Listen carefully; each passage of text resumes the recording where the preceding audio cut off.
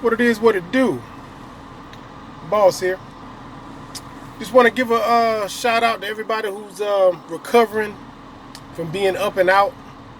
You know, doing their protesting, coming on whatever platform you have, and giving encouragement to those who try to do their best to invoke change, speaking their mind about injustices.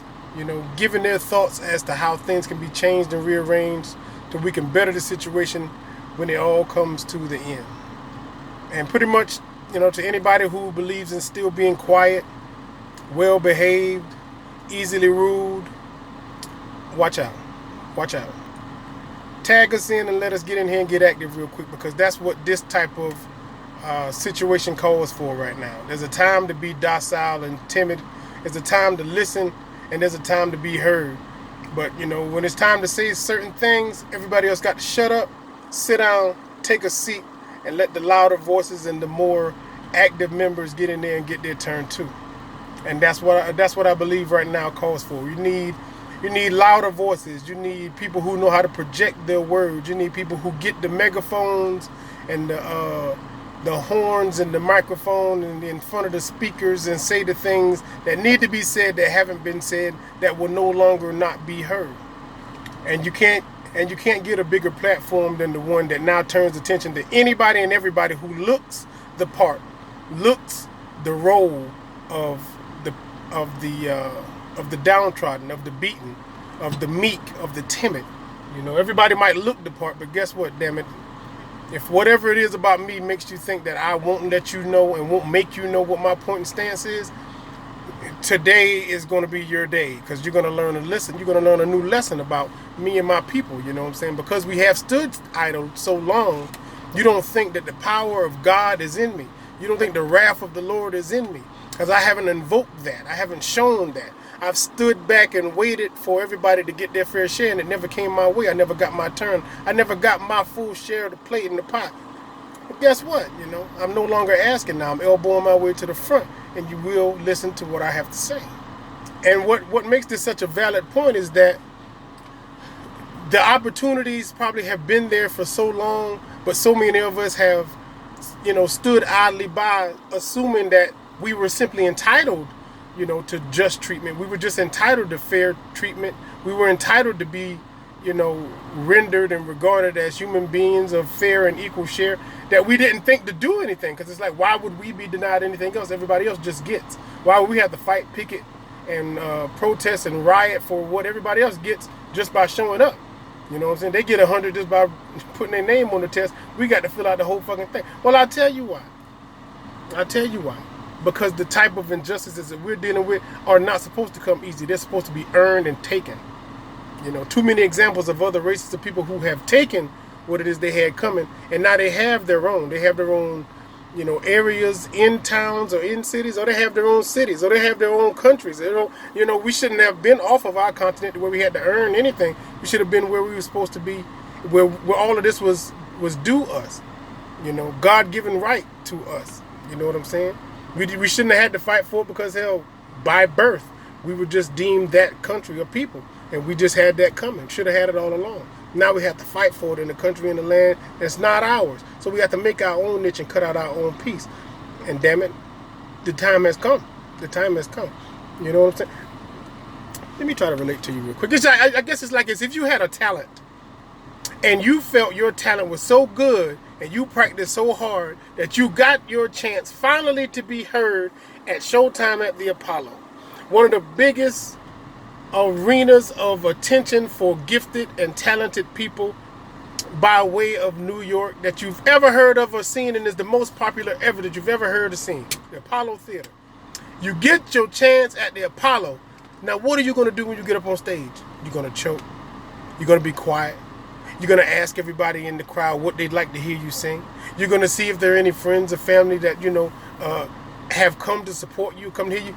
Damn that. The light hits you. You're on stage. You have the mic. It's time for you to blow as hard and be as loud and make as big a stance as you ever have, because now is your time to represent. Now is your time to sound off. Now is your time to give the world any and everything it can stand from you for yours. From you for yours. You stand there on behalf of any and everybody you can remember having been treated this way, anybody who is no longer here who's been treated that way, and everybody who looks like you, who probably feels the same way. But through you, that day, on that stand, on that stage, in that light, you are them. And what you gonna do? What you gonna do? You supposed to blow the roof off. You supposed to show your whole entire African entrenched, deep down, dug in, 30 layer close to the center of the earth ass. You're supposed to show everything about you. Everything that is you. You're supposed to show all of that on that stage for those little quick 20 some odd seconds of light. But right then at that moment, for just a second, before you even open your mouth, everybody's paying attention to you. Just you. Just you. Uninterrupted. Now, if you start off with the wrong thing, you look uncertain, okay, you know what you're going to get. You're going to get boos. People going to throw cans of food at you. The little dude with the clown suit going to come on and drag you off. If they ain't got the old hook from back in the day, they ain't going to hook you and drag you off because you wasn't ready. You wasn't ready for it.